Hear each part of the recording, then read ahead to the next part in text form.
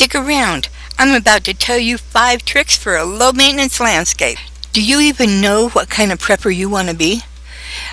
Other than you know that you need to learn the secret stuff fast in order to attain a good spot and be able to have a solid future? Well, I'm SR2SR Prepper Tweety, and I am here to help you become an overcomer in this category.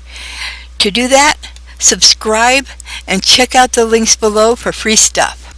Here are those 5 tips for low maintenance landscape, and they will trim the time you spend in yard work and get you back to enjoying your garden. Fill the beds and borders with perennials and shrubs instead of annuals. Number 2, avoid fast-growing plants. They need too much pruning and more often. Number 3, focus on native plants, especially native edible plants. They can better withstand local weather and pests and generally need less care.